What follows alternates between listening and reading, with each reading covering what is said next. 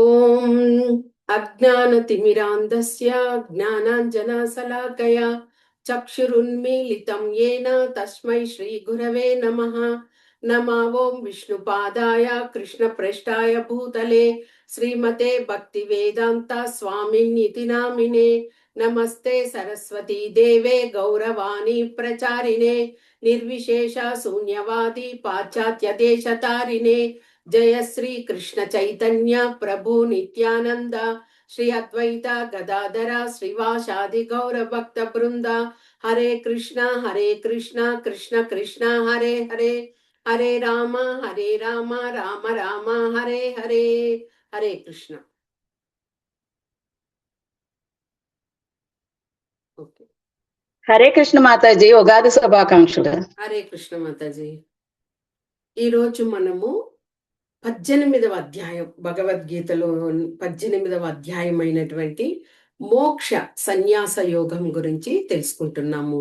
మనము 17వ అధ్యాయంలో త్రిగుణాలు, ఆ త్రిగుణాలలో కూడా ధర్మం చేసినప్పుడు ఏ ఏ గుణాలలో ఉన్నప్పుడు ఏ విధంగా చేస్తారు, అదే విధంగా తపస్సు ఆ విషయంలో, దానం చేసే విషయంలో, యజ్ఞం చేసేటప్పుడు ఎలాంటి అంటే సత్వ రజో తమో గుణాలలో ఉన్నప్పుడు ఏ విధంగా ఆ యొక్క ధర్మాలను కానీ యజ్ఞాలను కానీ చేస్తారు అన్న విషయము భగవంతుడు చక్కగా అర్జునునికి వివరించడము జరిగింది. తరువాత మనకి ఓం తత్సత్ అనే ఆ పదానికి అర్థాన్ని మనకు తెలియచేస్తూ, వేద మంత్రాలు చదివేటప్పుడు బ్రాహ్మణులు యజ్ఞాలు చేస్తున్నప్పుడు ఆ విషయాన్ని, ఆ 3 విషయాలను వాళ్ళు ఉచ్చరిస్తారు. కాబట్టి ఓం తత్సత్ అని అంటే సత్యమైనది, పరమైనది, పరమ శ్రేష్టమైనది అని చెప్తూ, ఇక అసత్ అంటే అసత్యమైనది అన్న ఆ విధానం కూడా భగవంతుడు వివరించడం జరిగింది. మరి ఈ యొక్క 18వ అధ్యాయంలో భగవంతుడు మోక్ష సన్యాస యోగం గురించి అర్జునునికి ఏమి వివరిస్తారు అనేది తెలుసుకుందాం. మొట్టమొదటి ఒక ఫస్ట్ శ్లోకాలోనే అర్జున ఉవాచ సన్యాసస్య మహాబాహో తత్వమిచ్చామి వేదితుం త్యాగస్య చ హృషీకేశ పృథక్కేసి నిషూధన. ఇక్కడ అర్జునుడు పలుకుతున్నారు భగవంతునితో, ఓ మహాబాహో, ఓ కేసి సంహార, తర్వాత ఋషికేశ, ఆ యొక్క పదాలను భగవంతునికి తెలియచేస్తూ ఏమంటున్నారు, ఇక్కడ నేను సన్యాసి గురించి అంటే సన్యాసము చేసేవారి గురించి, లేదా త్యాగము అంటే ఏమి, ఆ విషయాలను గురించి నేను తెలుసుకోవాలనుకుంటున్నాను అంటూ ఇక్కడ చెప్పడము జరిగిందనమాట. ఇక ఇక్కడ ఏమిటి అంటే, ఒక నిమిషం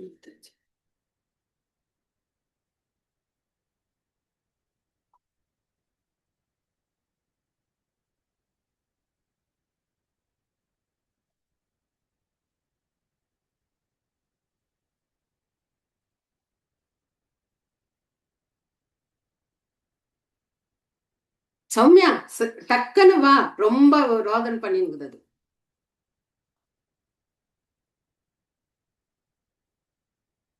హరే కృష్ణ. ఇక్కడ ఆ యొక్క త్యాగము మరియు సన్యాసము అనే దాని గురించి ఏమి ప్రయోజనము, దాని గురించి నేను తెలుసుకోవాలని కోరుతున్నాను అంటూ ఇక్కడ అర్జునుడు చెప్తున్నారనమాట.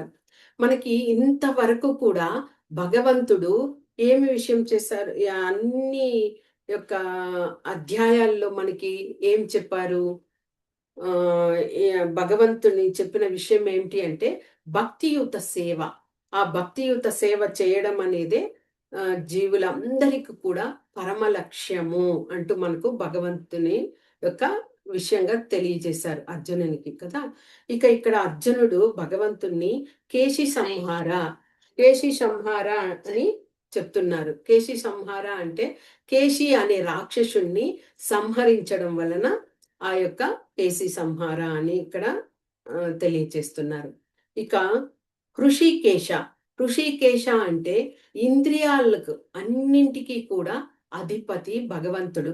ఆ ఇంద్రియాలన్నింటినీ కూడా భగవంతుడు వాటికి తన ఆధీనంలో ఉంచుకుంటారు.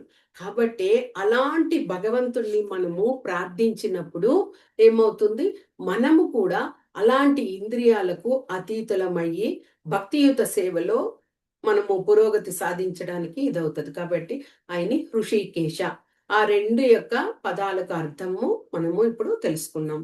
ఇక ఇక్కడ అర్జునుడు అడిగారు కదా, సన్యాసమా త్యాగము, వాటి గురించి వివరణ ఇవ్వండి అని చెప్పడం జరిగింది. కాబట్టి ఇక్కడ 2వ శ్లోకాలో మనకి భగవంతుడు చెప్తున్నారు.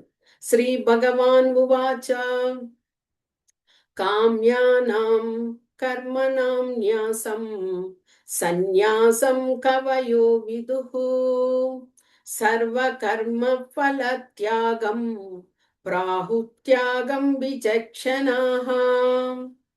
ఇక్కడ భగవంతుడు పలుకుతూ ఏం చెప్తున్నారంటే, భౌతిక వాంఛలతో కూడినటువంటి సమస్త కర్మలను త్యజించడమే సన్యాసం. అంటే సన్యాసి అనేవారు ఈ యొక్క భౌతిక కర్మలన్నింటినీ కూడా త్యజించి ఉంటారు. అదే సన్యాసం అనే దానికి మనము అర్థము. ఇక త్యాగము అంటే ఏమిటి? మనం ఎన్నో కర్మలను చేస్తూ ఉంటాం కదా, అలాంటి కర్మ ఫలాన్ని త్యాగం చేయడం, అది త్యాగం అనబడుతుంది అంటూ ఆ రెండు విషయం వివరణగా భగవంతుడు ఇక్కడ చెప్పారు. కానీ ఎవరైనా కానీ కర్మలను చేయకుండా ఉండకూడదు. కర్మలు చేయడం అనేది మన విద్యుక్త ధర్మము. కానీ అలాంటి కర్మలను చేస్తున్నప్పుడు ఆ కర్మ ఫలితాలను మనము ఎదురు చూడకూడదు. అదే ఇక్కడ భగవంతుడు తెలియచేసేటువంటి విషయం. ఇంకా ఈ యొక్క శ్లోకాలో భగవంతుడు చెప్తూ 4వ శ్లోకాల్లో నిశ్చయం శృణు మే తత్ర త్యాగే భరత సత్తమా త్యాగో హి పురుష వ్యాఘ్ర త్రివిధః సంప్రకీర్తితః. ఇక్కడ అర్జునుని, ఓ భరత శ్రేష్ఠుడా, మళ్ళీ పురుష వ్యాఘ్ర అంటే వ్యాఘ్రము అంటే పులి, అది శ్రేష్టమైన పులి అంటే గొప్పది, ఇదిగా ఉంటుంది కదా, ఆ విధంగా. అలాంటి ఓ భరత శ్రేష్ఠుడా, ఆ యొక్క మనుషులలో నీవు పులి అంతటి గొప్పవాడివి అంటూ అర్జున్ని సంబోధిస్తూ త్యాగం గురించి నేను చెప్పేటువంటి విషయాలను విను అంటూ భగవంతుడు చెప్తున్నారు. సాధారణంగా మనము యజ్ఞము, దానము కానీ తపస్సు అనేటి కర్మలను ఎప్పుడు కూడా త్యజించకూడదు. అంటే ఎవరికి కూడా ఎప్పుడు కూడా యజ్ఞం చేయకుండా ఉండకూడదు, దానాలను ఇవ్వకుండా ఉండకూడదు, ధర్మాలను చేయకుండా ఉండకూడదు, మన ధర్మంని అలాగా ఉండకూడదు. అది మన యొక్క విద్యుక్త ధర్మము. అవన్నీ తప్పకుండా ఆచరించాలి. అలాగా ఆచరించడము అనేది మహాత్ములకి కూడా అది పవిత్రమునరుస్తుంది. మహాత్ములు అంటేనే వాళ్ళు అన్నింటిని కూడా, వాళ్ళ ఇంద్రియాలను అన్నింటినీ కూడా వాళ్ళు త్యజించి గొప్పవారుగా ఉన్నటువంటి వాళ్ళు. అలాంటి వారికి కూడా ఈ యజ్ఞము, దానము, తపస్య ఇలాంటివన్నీ, ధర్మము, ఇవన్నీ కూడా వాళ్లకు కూడా అది పవిత్రమునరుస్తుంది అని ఇక్కడ చెప్పడం జరిగింది.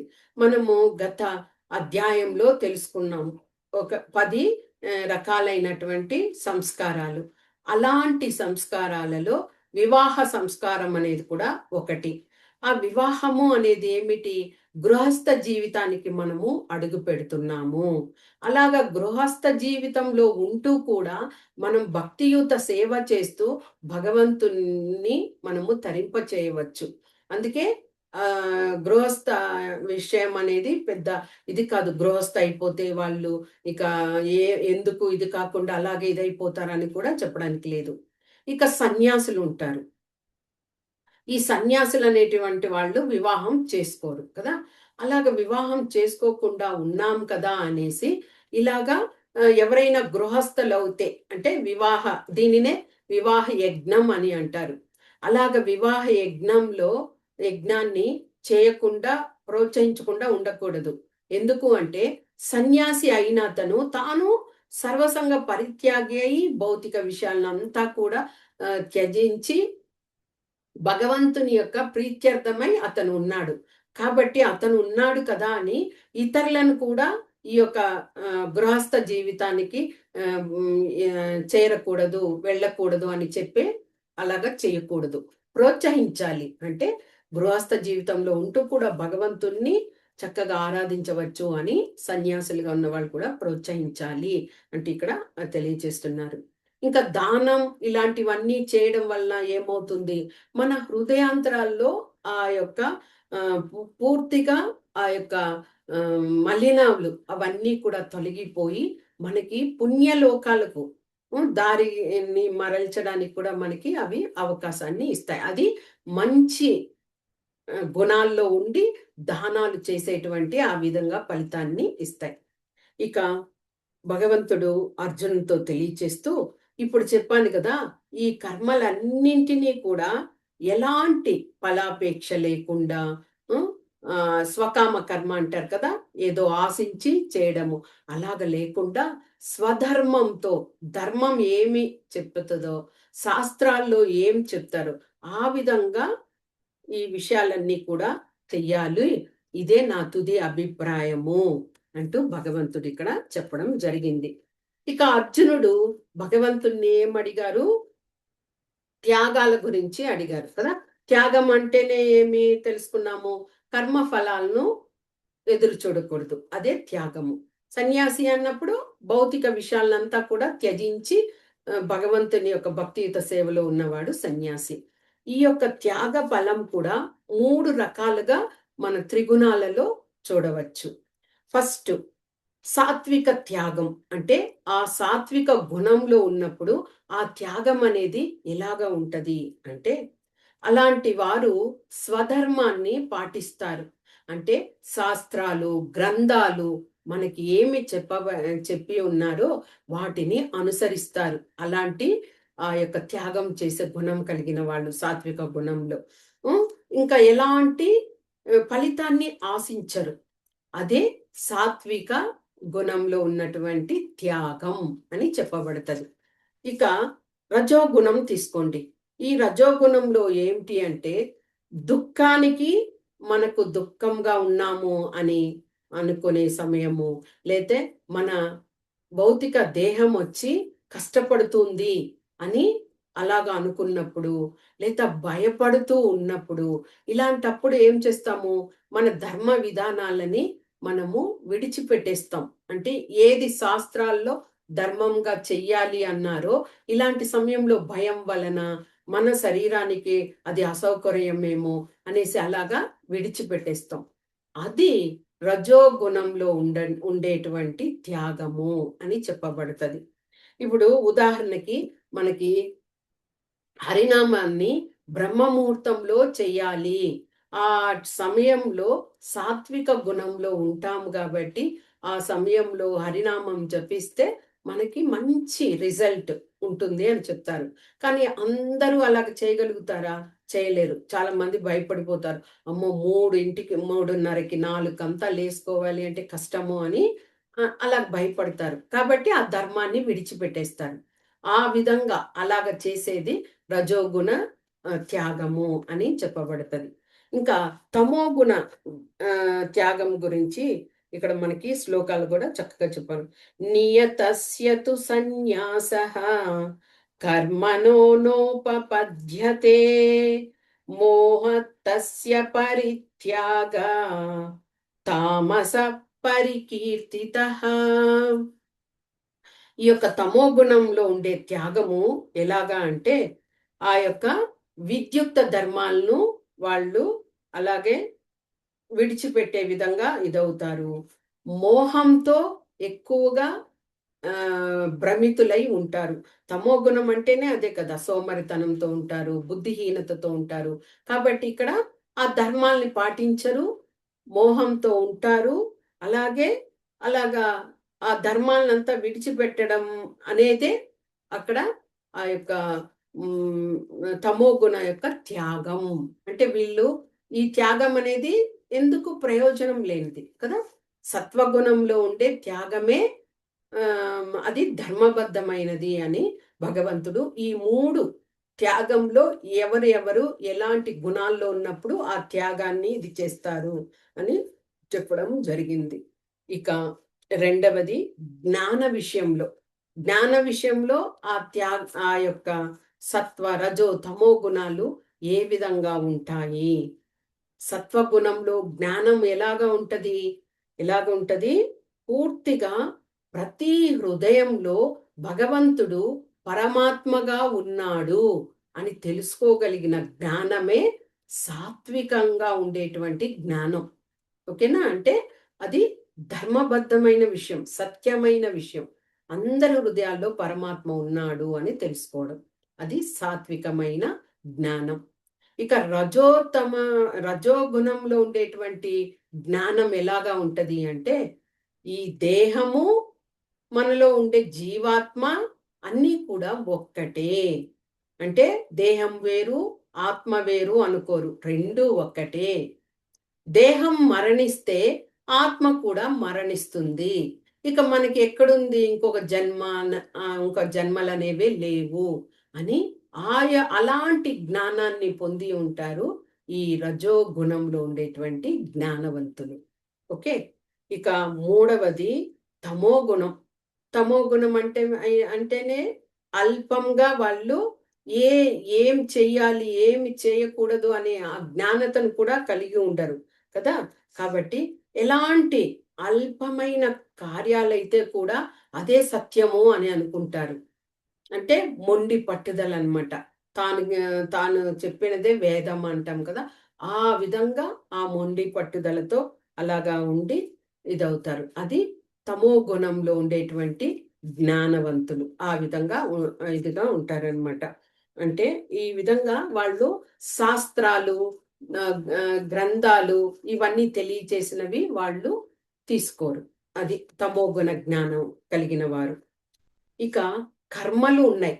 ఈ కర్మలు మనం ఇది వరకు కూడా కర్మల గురించి అదే ప్రకృతి, త్రిగుణాలలో ఈ కర్మల గురించి కూడా తెలుసుకున్నాం. ఈ యొక్క కర్మలు ఈ సత్వగుణము, రజోగుణము, తమో గుణంలో ఎలాంటి కర్మలు చేస్తారు అంటే, ఇది తెలిసిన విషయమే. శాస్త్రబద్ధంగా ఉండి శాస్త్రం చెప్పిన విధంగా ఉండే విషయము. రాగద్వేషాలకంతా అతీతులుగా ఉండి అన్నీ కూడా సమతుల్యంగా తీసుకునే వాళ్ళు ఉంటారు కదా. వారు చేసే కర్మలు ఈ యొక్క సాత్వికమైనటువంటి కర్మలు. అంటే రకరకాలు త్యాగము, జ్ఞానము, కర్మ, కర్త, బుద్ధి, ఇన్ని వాటిల్లో అంతా కూడా మనము ఆ 3 గుణాలలో ఏ ప్రక్రియలో మనం ఉంటాము. ఇప్పుడు కర్త ఇక్కడ ఇది కర్మ చెప్పే దాంట్లో వాళ్ళు మంచి కర్మలు చేస్తారు అని అర్థం చేసుకోవచ్చు, సాత్విక గుణంలో ఉండేటువంటి వాళ్ళు. ఇక రజోగుణంలో వాళ్ళు ఏమి అహంకార భావంతో కర్మలను చేస్తారు, అధికమైన కోరికలతో కర్మలను చేస్తారు. ఇది మనం ఆ యొక్క అధ్యాయంలోనే తెలుసుకున్నాం. అది రజోగుణ కర్మలు. ఇక తమో గుణంలో ఉండేటువంటి వాళ్ళు పూర్తిగా సత్వగుణంలో ఉండే వారికి ఆపోజిట్. ఎలాగా శాస్త్రబద్ధంగా వాళ్ళు ఏది కూడా ఎరుగరు. అన్నీ కూడా వాళ్ళు పరులు ఎవరైనా కొన్ని దుఃఖపడుతూ ఉంటే మన దుఃఖము నా దుఃఖము అని తీసుకోరు. పర దుఃఖ దుఃఖి, ఇతరులు దుఃఖం పడుతుంటే మనం కూడా ఆ దుఃఖాన్ని మనము పంచుకోవాలి. అదే నిజమైనటువంటి వారికి మంచి హృదయం కలిగిన వారికి ఇది. కానీ అలాగా అనుకోరు, పరహింసకి పూనుకుంటారు. ఇలాంటి తమోగుణ కార్యాలు చేసేటువంటి వాళ్ళు. ఇక కర్తలు ఉన్నారు. అంటే కార్యం, కర్మ కర్త అంటే యజమాని. నేనే యజమాని అనుకుంటాం కదా, భగవంతుడి కాదు నేనే అనుకొని. అలాంటి వాళ్ళు ఈ 3 గుణాలలో సాత్విక గుణము, రజోగుణము, తమో గుణము వీటిల్లో ఎలాగా ఉంటారు అంటే, ఈ యొక్క సాత్విక గుణంలో కర్త ఎలాగ, యజమాని ఎలాగ ఉంటాడు, ఏ విషయమైనా కానీ అతడు అహంకారం లేకుండా ఉంటాడనమాట. ఇక భౌతిక త్రిగుణాలు ఉన్నాయి కదా, వాటికంతా కూడా అతీతుడుగా ఉంటాడు. ఇది సాత్విక కర్త. మామూలుగా మనం అనుకుంటాము ఏ పని చేసినా ఆ కార్యానికి కర్తను నేనే యజమాని అని మనము మన అనుభూతిని మనం అలాగా పంచుకుంటాము. కానీ మనకు పైన ఒక యజమాని ఉన్నాడు. అతడికి మనం సేవకులు అని అనుకోవట్లేదు మనం. కాబట్టి ఇలాగ సాత్విక గుణంలో ఉండేవాళ్ళు శాస్త్రబద్ధంగా ఉంటారు. అన్నీ చేస్తూ ఉంటారు. ఇక రజోగుణంలో ఉండేవాళ్ళు ఎలాగా? వాళ్ళు ఏవైనా కర్మలు చేస్తే దాన్ని అనుభవించాలి అని అనుకుంటారు. లోభి తనంతో ఉంటారు. అంటే ఇక్కడ కొద్దిగా తమో గుణం ఇది కూడా వాళ్ళల్లో ఇదవుతది.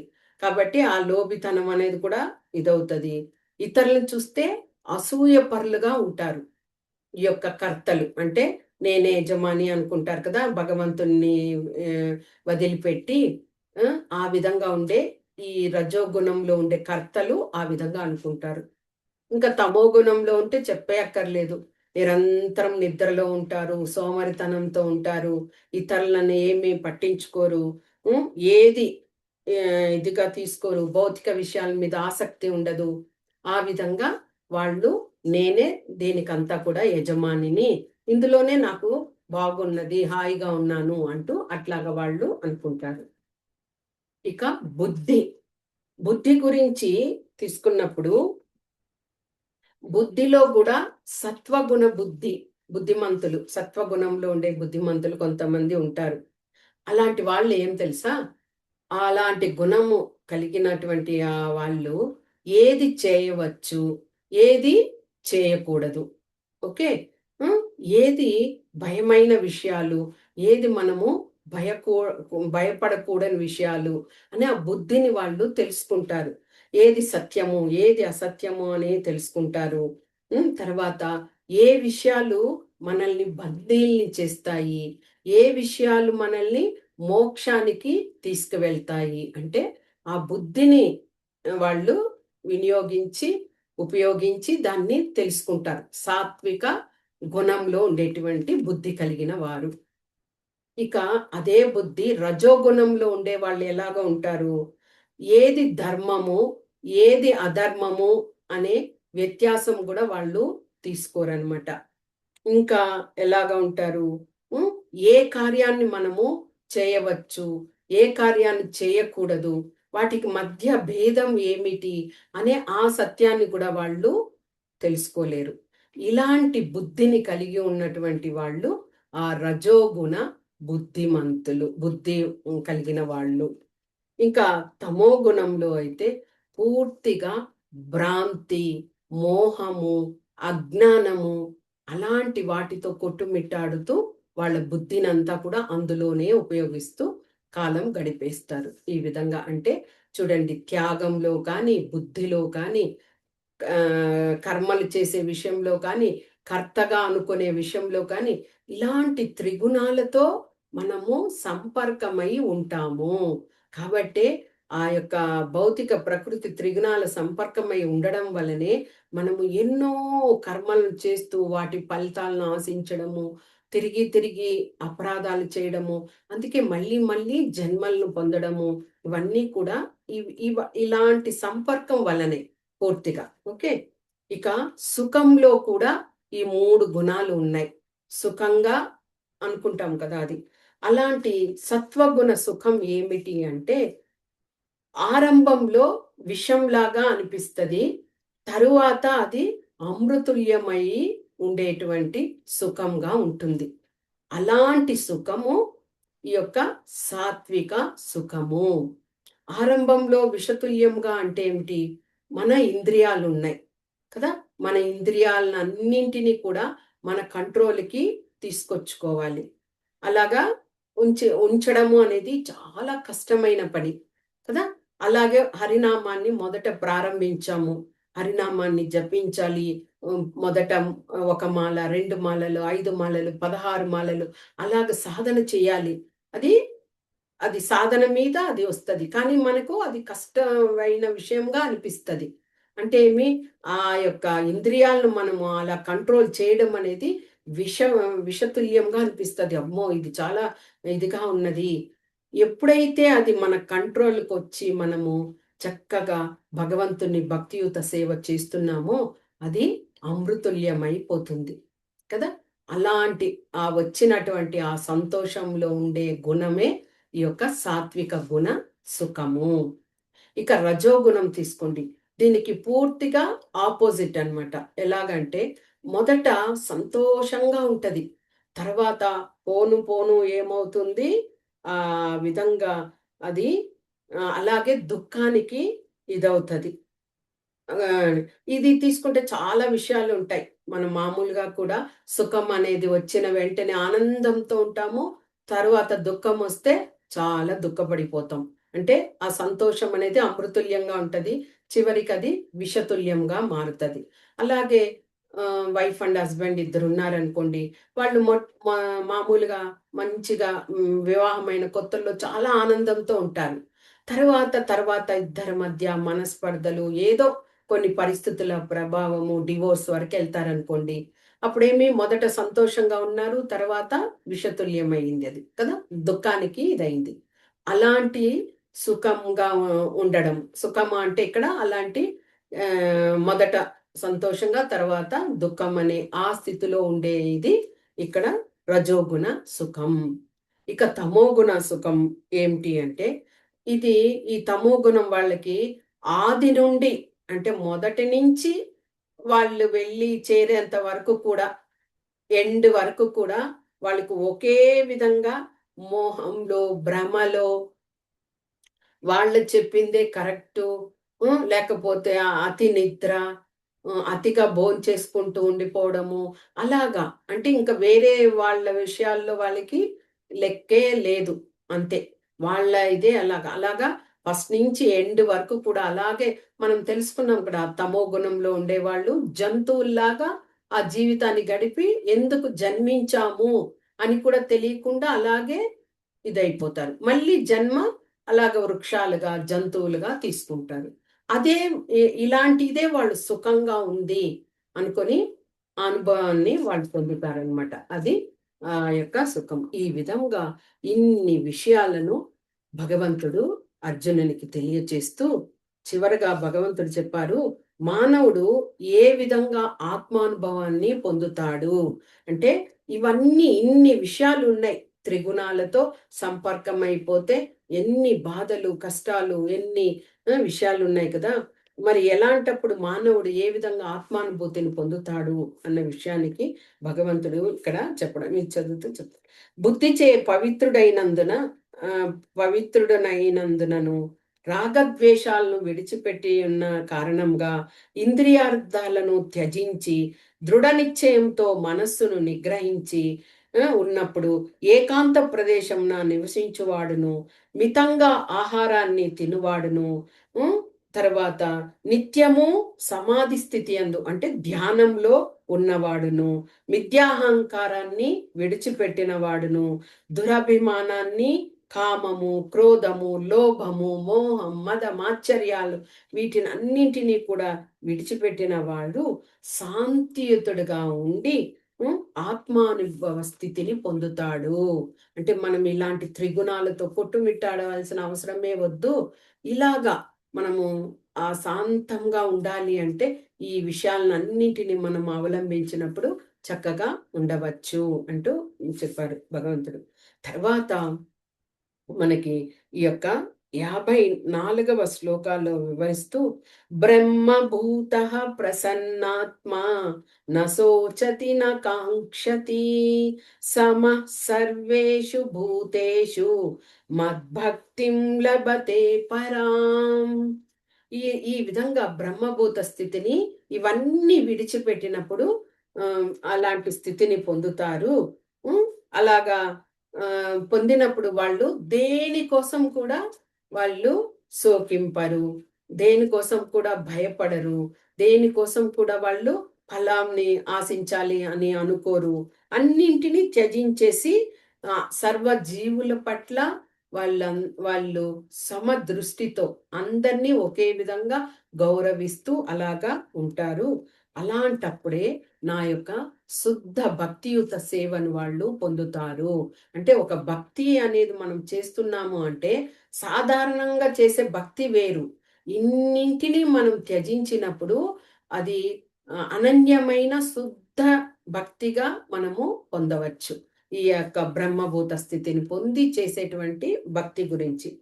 ఎప్పుడైతే ఈ విధంగా ఆ భక్తియుత సేవలో ఉమ్, మానవుడు దాంట్లో ఉంటూ ఉంటాడో, అవగాహన చేసుకుంటాడో, అప్పుడు నన్ను సంపూర్ణంగా ఎరిగిన వాడైపోయి ఆ భగవద్ రాజ్యానికి ఈజీగా చేరుకుంటాడు. నేనుండే ప్రదేశానికి చేరుకుంటాడు.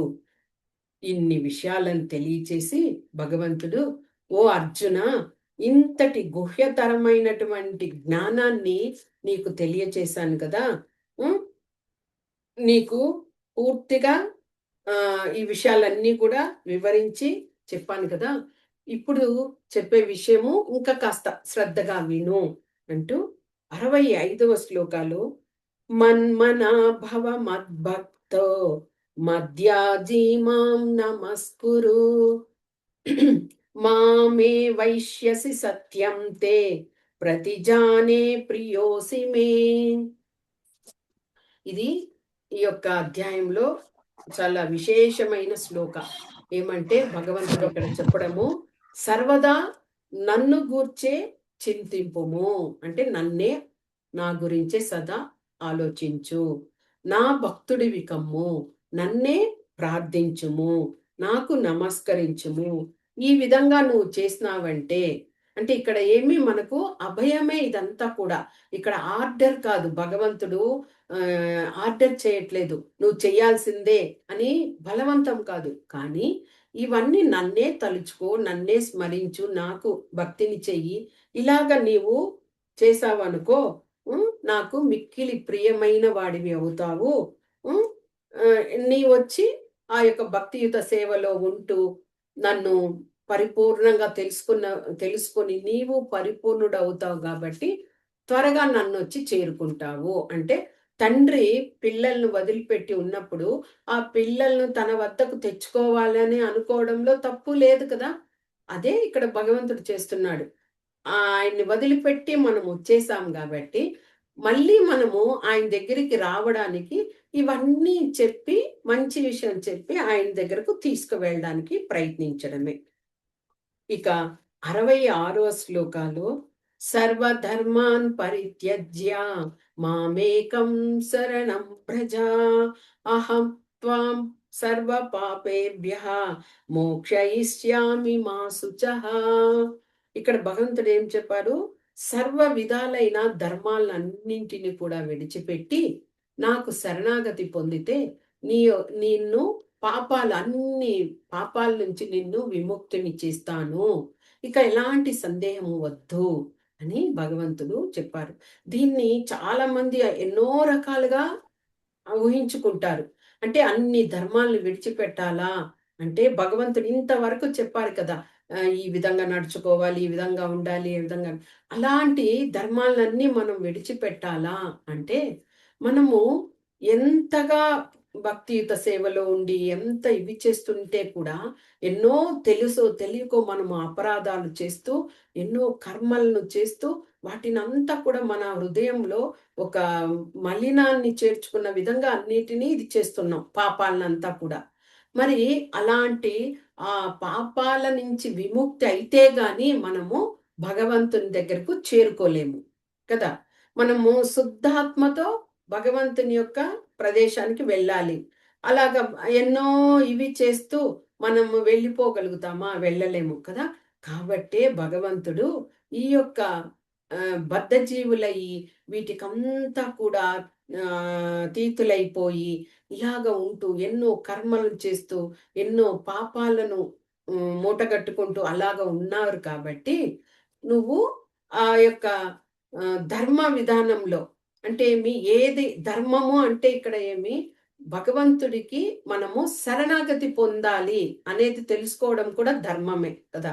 అంటే మనం ఈ మానవ జన్మ ఎత్తినందుకు మన పరమ లక్ష్యం ఏమిటి? భగవంతుని చేరుకోవడం. ఆ విధానమే ఇక్కడ చెప్తున్నారు భగవంతుడు. నువ్వు నాకు శరణాగతి పొందావంటే నీకు అన్నింటినీ పోగొడతాను, అన్ని పాపాల నుంచి నేను విముక్తి చేస్తాను. ఎప్పుడైతే విముక్తి అయితే నువ్వు నా దగ్గరికి చేరుకుంటావు. అంటే ఇక్కడ భగవంతుడు ఏదో మనకి ఇది చేయట్లేదు, అంటే ఆయన వద్దకు తీసుకువెళ్ళడానికి మనకు అభయం ఇస్తున్నారు కదా! ఈ విధంగా ధర్మాలను విడిచిపెట్టు అన్నప్పుడు మనము సాధారణంగానే ఒక జాబ్‌లో ఉన్నామనుకోండి. జాబ్‌లో ఉన్నప్పుడు ఇంకొక కంపెనీ వాళ్ళు ఆఫర్ ఇస్తారు. ఈ కంపెనీకి రండి. మీరు వస్తే మీకు అధికంగా సాలరీ ఇస్తామని. మనం వెంటనే ఏం చేస్తాము? దీన్ని స్టాప్ చేసుకొని ఆ కంపెనీకి ఇదైపోతాం కదా! వెళ్ళిపోతాము. అంటే అక్కడ ఈ కంపెనీ కన్నా అది బాగుంది. ఇంకా ధనము ఎక్కువొస్తుంది.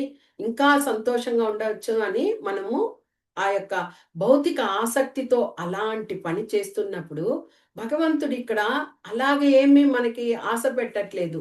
ఏముంది? మీరు ధర్మాలనంతా కూడా విడిచిపెట్టి, నన్ను శరణాగతి పొందితే మీకొచ్చి నేను అవన్నీ పాపాల నుంచి విముక్తించేస్తాను. ఇంకా మీరు నేరుగా నా వద్దకు చేరుకోవచ్చు అనే ఆ విషయాలనే ఇక్కడ భగవంతుడు చెప్తున్నాడు. అంటే మనల్ని నివృత్తి చేస్తున్నాడు.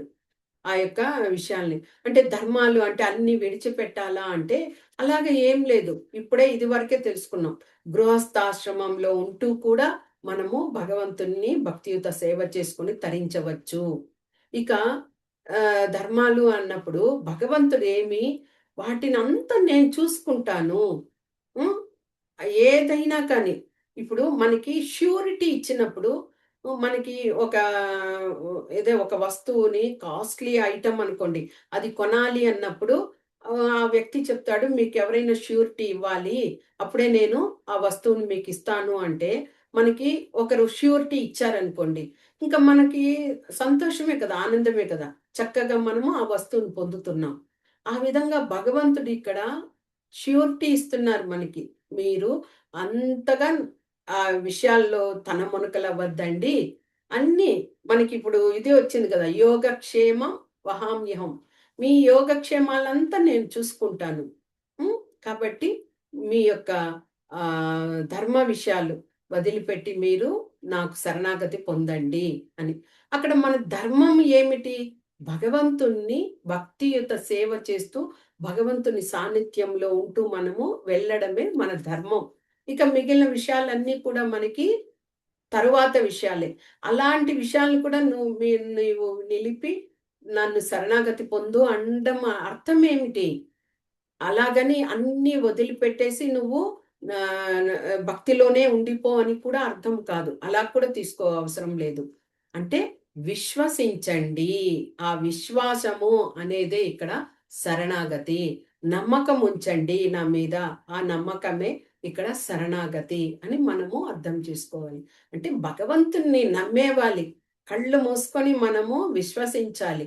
అప్పుడు మనకి ఏ పరిస్థితిలో ఉంటే కూడా మనల్ని ఆయన మన యోగక్షేమాలను తెలుసుకుంటూ మనకి అన్నీ చేస్తాడు.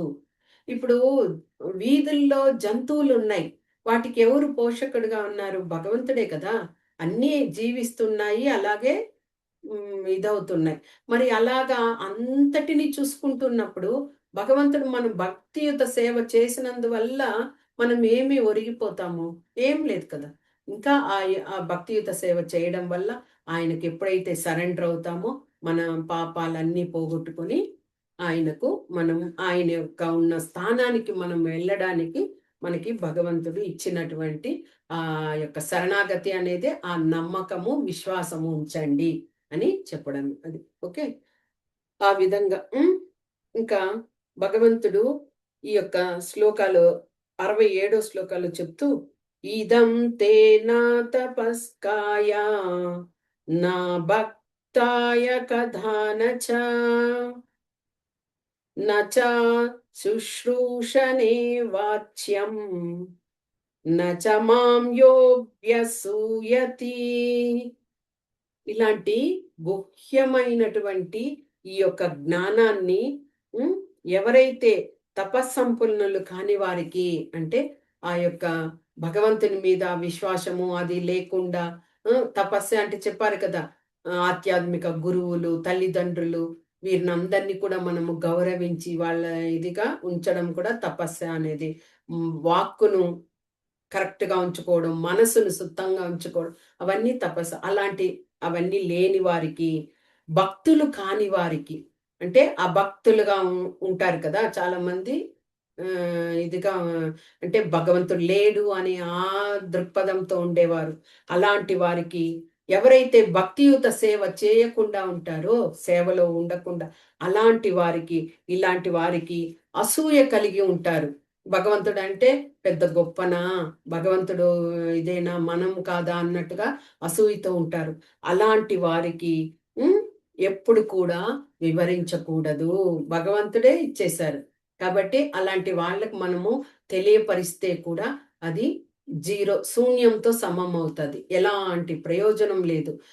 చెవిటి వాడి దగ్గరికి వెళ్ళి మనం శంఖము ఊదితే కూడా వాడికి ఏం తెలుస్తుంది కదా, ఏమీ వినిపించదు. అంత విషయంగా అలాంటి వాళ్ళందరికీ చెప్పినప్పుడు మనము ఇదవుతుంది అని ఇక్కడ చెప్పడం జరిగింది.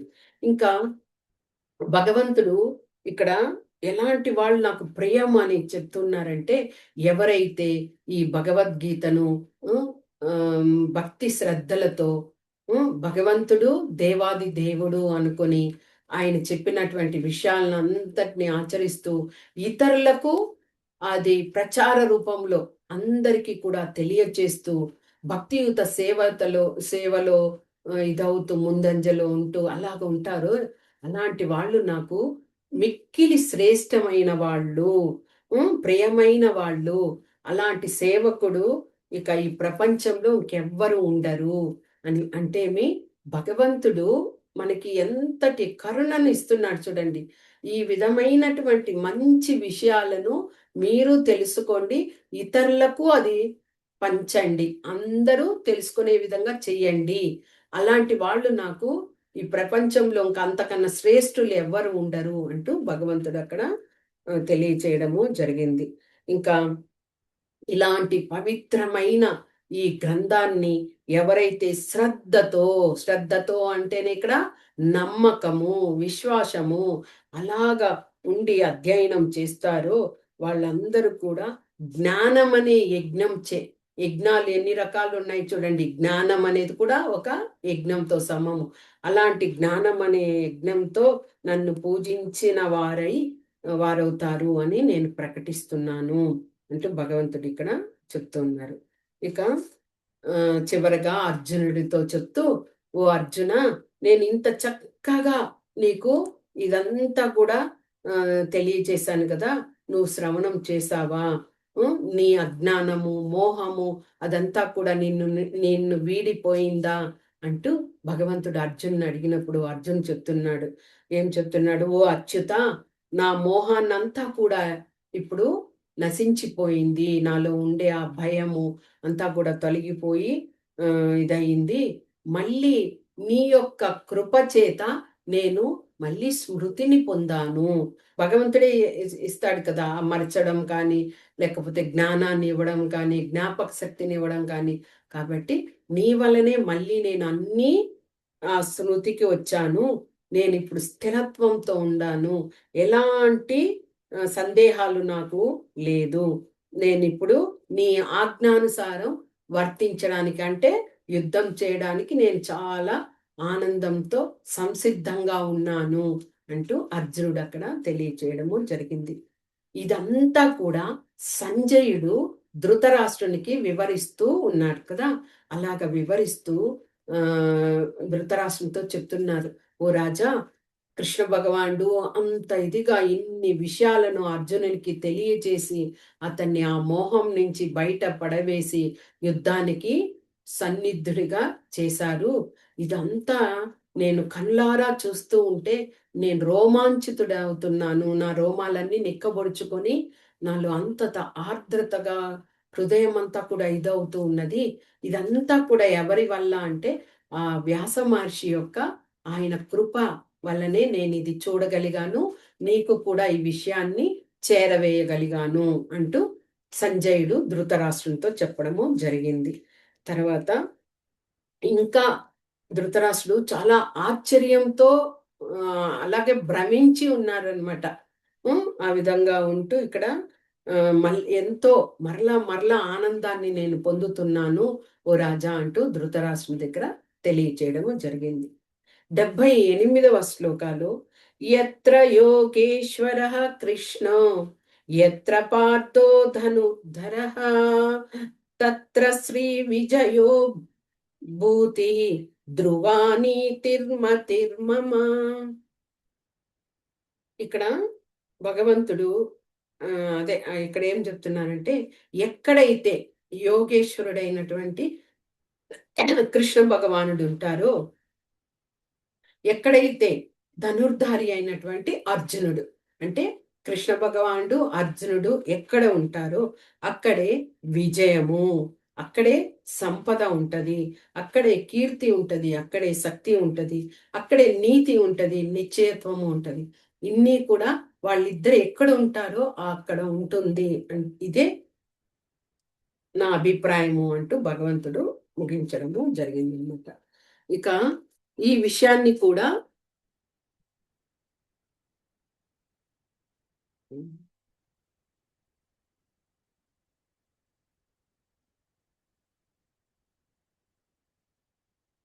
ఇక్కడ అదే సంజయుడు వివరిస్తున్నాడు ధృతరాష్ట్రునికి. ఇంకా ఇక్కడ చెప్తూ, ఓ రాజా, యుద్ధ రంగంలో జరిగిన గొంతు యుద్ధ రంగంలో జరిగినటువంటి సన్నివేశాన్ని ఒక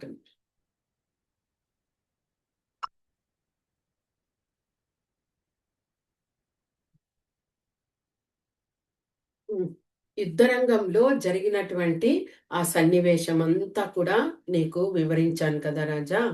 కాకపోతే నీవు జయాన్ని గూర్చి ఆలోచిస్తున్నావు. అంటే మనము జయిస్తామా, లేకపోతే కౌరవులు పాండవుల తరపున కృష్ణ భగవానుడు ఉన్నారు కాబట్టి అక్కడ వాళ్ళు గెలుస్తారా అని ఆ యొక్క దీంతో ఉన్నావు. కానీ నా అభిప్రాయం ఏమి ఇక్కడ చెప్పింది, ఎత్ర యోగేశ్వర కృష్ణ అన్నది సంజయుడు.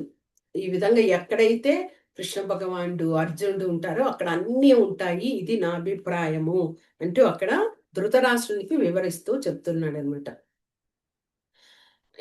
ఇక అదే నువ్వేమో యుద్ధంలో ఎవరు గెలుస్తారు మనమా అని నువ్వు ఆ దీంతో ఉన్నావు.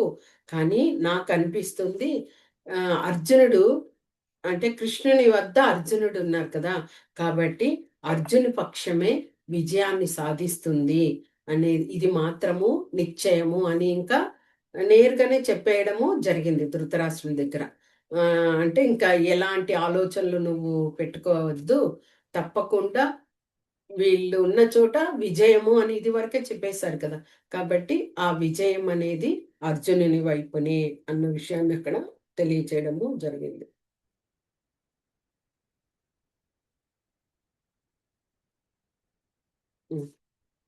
ఓకే, ఇది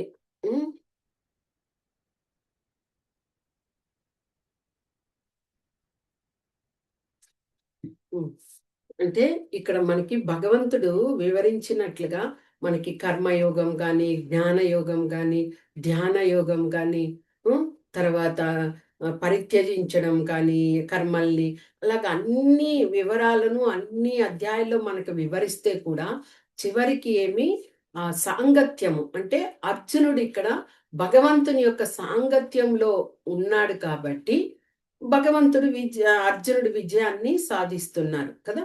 అదే విధంగా మానవులైనటువంటి మనము కూడా ఆ భగవంతుని యొక్క భక్తి యోగంలో కనెక్ట్ అయ్యి ఆ సాంగత్యంలో ఉన్నప్పుడు మనము సత్ఫలితాలను పొందుతాము. ఉదాహరణకి చూడండి, ఒక ఇనుము ఉందనుకోండి, ఆ ఇనుముని అగ్నిలో ఉంచి కాల్చినప్పుడు అది మనకి ఏ రూపం కావాలో ఆ రూపానికి అది మలిచే విధంగా అవుతుంది కదా.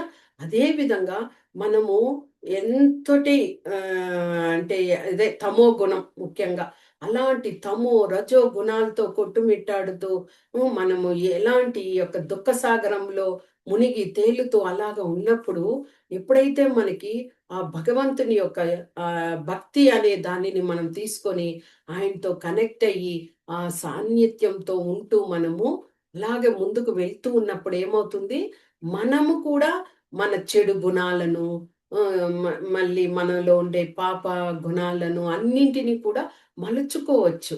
ఏ విధంగా అగ్ని నుంచి ఇదైనప్పుడు అది ఏ రూపానికైనా మనం చేయొచ్చు. ఆ వేడిగా ఉన్నప్పుడు దాన్ని సమ్మెటతో కొట్టి కదా! ఆ విధంగా మనం కూడా అన్నింటినీ త్యజించుకుంటూ వెళ్ళిపోయి భగవంతుని యొక్క చెప్పారు కదా! శరణాగతి అంటే నమ్మకము, విశ్వాసమే. ఆ శరణాగతిని పొందడానికి మనకు ఆ యొక్క ధైర్యము, ఆ ఇది వచ్చినప్పుడు తప్పకుండా మనము సరెండర్ అవుతాం భగవంతుడికి. ఎప్పుడైతే సరెండర్ అవుతామో మన పాపాలు అన్నీ త్యజించిపోయి మనము భగవంతుని ధామానికి చేరుకునే ఆ అవకాశాన్ని పొందుతాం. ఓకే. ఈ యొక్క 18వ అధ్యాయంలో భగవంతుడు చక్కగా ఇన్ని వివరాలను అర్జునుడికి అంటే ఆ యొక్క బుద్ధిలో కానీ, జ్ఞానంలో కానీ, త్యాగంలో కానీ ఇలాంటి త్రిగుణాల సంపర్కాలతో ఏ ఏ విధంగా మనము ఇదవుతాము, వాటి నుంచి విడిపడి భక్తి యోగంతో ఉంటేనే మనము సరెండర్ ముఖ్యంగా ఇప్పుడు ఇంత 18 అధ్యాయాలకు ఒక్క పదమే మనకు తీసుకోవాలి, శరణాగతి. ఆ శరణాగతి అన్నది మనము భగవంతునికి చేసినప్పుడు మనము అన్నింటినీ త్యజించిన విషయంగా మనం అంటే మనం ఎంతగా భక్తియుత సేవ చేస్తూ కూడా భగవంతునికి సరెండర్ కాలేదనుకోండి, మళ్ళీ వ్యర్థమే. మనం ఒక అధ్యాయంలో తెలుసుకున్నాం కదా, మనలో 20 గుణాలు ఉన్నాయి, మంచి గుణాలు. అన్ని గుణాలు ఉండి కూడా భక్తియుత చేయకుండా నాకు అన్ని గుణాలు ఉన్నాయి, నేను గొప్పవాణ్ణి అనుకుంటే ఏం ప్రయోజనం? మనము ఒక భక్తియుత సేవ చేస్తూ ఉన్నాం అనుకోండి, మనలో ఆ గుణాలు లేవు. అంటే సంపద లేదు మన దగ్గర, కీర్తి లేదు, ప్రతిష్ట లేదు, అలాగా అన్ని ఏం లేవు అనుకోండి. కానీ భగవంతుని భక్తియుత చేస్తున్నాం కాబట్టి అవన్నీ అలాగే వచ్చేస్తాయి మన దగ్గరికి. ఆటోమేటిక్గా మనల్ని దరి చేరుతాయి అనమాట. అదే ఇక్కడ చెప్పడం భగవంతుడు, నన్ను శరణాగతి పొందు చాలు, నీకు అన్నీ నేను చూసుకుంటా, యోగక్షేమ వహామ్యహము అన్నది. నువ్వు ధర్మాలు, ఇది ధర్మము, ఇదే చేస్తాను నేను అలాగని కాకుండా నువ్వు నాకు సరెండర్ అయిపోయి నీ యొక్క విద్యుక్త ధర్మాన్ని నువ్వు చేసుకుంటూ ఉండు, నేను అన్నింటిని పోగొట్టి నా వద్దకు తీసుకువెళ్తాను అని వివరంగా భగవంతుడు చెప్పడం. ఓకే. హరే కృష్ణ. ఈ యొక్క అధ్యాయంతో మనము 18 అధ్యాయాలు దిగ్విజయముగా అంటే ఒక యజ్ఞం లాగానే మొదలు పెట్టినప్పటి నుంచి ఎండ్ వరకు కూడా 18 అధ్యాయాల గురించి చక్కగా భగవంతుడు అర్జునునికి వివరించిన విషయాలను అన్ని కూడా తెలుసుకున్నాము. ఇది మనం తెలుసుకొని అలాగే వదిలిపెట్టేయడం అని కాకుండా ఏవైనా కానీ మనము ఆచరణలోకి తీసుకొని కొద్ది కొద్దిగా ముఖ్యంగా త్రిగుణాలు, ఆ గుణాలలో ఎలాంటి వాటికి లోనవుతాం కదా, వాటిని అంతా కూడా కొద్ది కొద్దిగా మనం వాటి నుంచి ముక్తులవుతూ భగవంతుని యొక్క మార్గదర్శకంలో ఆయన చెప్పినటువంటి ఆ విషయాల్ని శిరస వహించి శరణాగతి పొంది మనము భగవంతుని వద్దకు చేరుకోవడానికి ప్రయత్నం చేయొచ్చు. హరే కృష్ణ. వాంఛా కల్పతరుభ్యశ్చ కృపా సింధుభ్య ఏవ చ పతితానాం పావనేభ్యో వైష్ణవేభ్యో నమో నమః. హరే కృష్ణ. హరే కృష్ణ మాతాజీ. మీరు ఈరోజు 18వ అధ్యాయాన్ని చక్కగా విన్నారు. 18 రోజులు కూడా క్లాసులకు వచ్చి చాలా మంది వినే ఉంటారు. మీ యొక్క అనుభూతుల్ని ఎవరైనా పంచుకోండి. మీరు ఎలాగా ఫీల్ అవుతున్నారు అంటే ఈ యొక్క భగవద్గీత అనే ఆ యొక్క 18 అధ్యాయాలను విన్న తర్వాత మీలో ఎలాంటి రియలైజేషన్, అది బాగా చక్కగా ఎలాగా ఉండాలి అనుకుంటున్నారు, ఏ విధంగా చేయాలి అనుకుంటున్నారు, అది అలాగా ఏ విధంగా ఫీల్ అవుతున్నారు? బాగానే పూర్తి చేశారు మాషాజీ, మీకు ధన్యవాదాలు. హరే కృష్ణ. హరే కృష్ణ మాతాజీ, చాలా బాగా చెప్పారు మాతాజీ. అర్థమవుతుంది మాకు. తర్వాత కూడా మనం మళ్ళీ వింటూనే ఉండాలి, లేకపోతే మొత్తం మర్చిపోతాం. అప్పుడప్పుడు మళ్ళీ మర్చిపోతూనే ఉంటాం మాతాజీ. అవి వింటూనే ఉండాలి. అప్పుడప్పుడు ఏంటంటే నాకేం అర్థమైందంటే మాతాజీ, ముందు ఫస్ట్ అధ్యాయంలో మాతాజీ వినిపిస్తుందా మాతాజీ? వినిపిస్తుంది మాతాజీ, చెప్పండి. ఫస్ట్ అధ్యాయంలో ఏం చెప్పారంటే మనకు అర్జునుడు, భగవంతుడు ఏం చెప్పాడంటే మనము వేటి నుండి బయటపడాలి అంటే మన వీక్నెస్ ఏంటి, మనం దానికి లోన్ అవ్వకుండా ఏది ధర్మమో తెలుసుకోవాలని చెప్పారు. కరెక్ట్. రెండవది ఆత్మ వేరు శరీరం వేరు అనే విషయం అర్థమైంది. మూడవ దాంట్లోనేమో కర్మలు, మనం ఏ కర్మ ఎలా చేయాలి, మనం కర్మలు చేస్తూ భగవంతునికి అర్పించేయాలి ఫలితాలని, అది అర్థమైంది. హరి బోల్. ఇంకా 4వ అధ్యాయంలో మనకి ఏమర్థమైంది, చిన్న పాయింట్ ఏమర్థమైందంటే మనకి ఈ శాస్త్రం అనేది మనకు భగవంతుడు గురు పరంపర ద్వారా వచ్చింది. ఫస్ట్ మనకు సూర్య భగవాన్ చెప్పాడు, తర్వాత అది సూర్య భగవాన్ నుంచి వచ్చింది. సూర్య భగవాన్ చెప్పారు, ఆ సూర్య భగవాన్ మనకు మనువు నుంచి ఇక్ష్వాకునికి వచ్చింది. ఆ తర్వాత అది మరుగుపడిపోయింది. మళ్ళీ ఇప్పుడు నీ ద్వారా మళ్ళీ చెప్తున్నానని చెప్పారు. ఉమ్, ఇంకా కర్మ సన్యాస యోగం ఒకటి అర్థమైంది మాతాజీ. కర్మ చేయాలి, కర్మ సన్యాసం అంటే కర్మను మనం పరిత్యజించడం అంతే. ఉమ్. ఆ పాయింట్ కర్మలను అర్థమైంది. చేయకుండా ఉండకూడదు, కర్మ ఫలితాలను ఎదురు చూడకూడదు. అది అదొకటి అర్థమైంది మాతాజీ. ఇంకా భక్తి యోగం, మనకు భక్తి నన్నే ప్రతి ఒక్కటి నా మీదనే వదిలేసేయాలి అని చెప్పారు భగవంతుడు. అదే భక్తి మనము ఆ కర్మల్ని కూడా భగవంతుడు చూడు, యజ్ఞార్థాత్ కర్మను అన్యత్ర లోకో అయం కర్మ బంధన అంటే భగవంతుని ప్రీత్యర్థమే కర్మలు చేసినప్పుడు మనము ఆ యొక్క కర్మలకి బందీలు కాము. అలా కాకుండా చేసినప్పుడు ఏమవుతాము, ఆ బందీలు అయిపోతాము అని చెప్పండి మరి. ఇంకా ఇంకా ఏమర్థమైంది భక్తి యోగం ఇంకా ఏమర్థమైంది చెప్పడం రావట్లేదు మాతాజీ. మీరు చెప్పినంత సేపు చాలా చెప్పారు మాతాజీ, ఎంత చక్కగా వివరంతో అన్ని అంత అర్థం చేసుకుంటే చాలు మాతాజీ, ఎంత బాగా చెప్పారు. హరి బోల్ మాతాజీ. Thank you Mataji. వింటూనే ఉంటాను మాతాజీ మీ క్లాసెస్. నన్ను కూడా జాయిన్ చేయండి, నేను క్లాసెస్ కూడా వస్తాను Mataji. Okay Mataji. Thank you Mataji. Next చాలా మాతాజీ. మాతాజీ, భగవంతునికి మనం ఎప్పుడు కూడా సరెండర్ అయ్యి ఆ భగవంతుని భక్తిలో ఉండాలనేదే చెప్పుకొచ్చారు మాతాజీ. ప్రతి దానిలో కూడా మన కర్మ ఏంటో మనం అనుభవిస్తూ ఆ భగవంతుని దగ్గర చేరేలాగా చెయ్యమని ఆ భగవంతుని అర్జునికి చెప్పినట్టుగా మనకి అర్థమయ్యేలా చెప్పారు మాతాజీ. మీరు కూడా తప్పకుండా కరెక్ట్ మాతాజీ. మీరు ఏది తీసుకుంటారు అందులో చక్కగా, మేము ఒక మీట భక్తిగా భగవంతుని ఇది చేస్తూ? నేను భక్తిగా తీసుకుంటాను మాతాజీ. భక్తిగా స్వామి శరణాగతే చేస్తాను మాతాజీ. హరి బోల్. హరే కృష్ణ మాతాజీ. 18 అధ్యాయాలు ఏకదాటిగా వినటం అంటే చాలా అదృష్టం. మొత్తం అంతా ఎలా ఉండాలన్నది ఏకదాటిగా అర్థమైందండి. ఇప్పుడు దాకా ఏదైనా ఉపన్యాసాలు విన్నా కొంచెం కొంచెం వింటమే తప్ప ఇలా పూర్తిగా వినటం వల్ల అన్ని అర్థమైంది. అందులో మనం మనకి ఏది సూట్ అవుతుందో దాన్ని తీసుకుని మనం ఆచరించాలని అర్థమైంది మాతాజీ. Thank you. తప్పకుండా మాతాజీ. అదే ఆచరించాలి అంటే మనము వినేసి వదిలిపెట్టేయకూడదు, మళ్ళీ దాంట్లో మనము దాన్ని ఫాలో చేయాలి. అది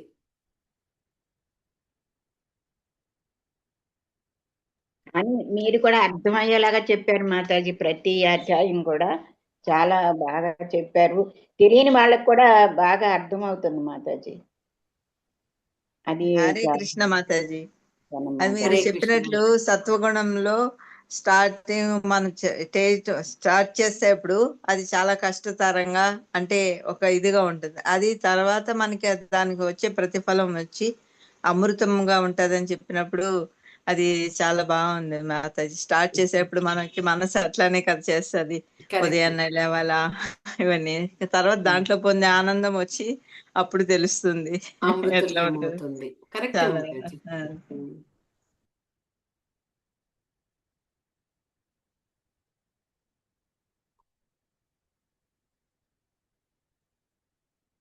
హరే కృష్ణ.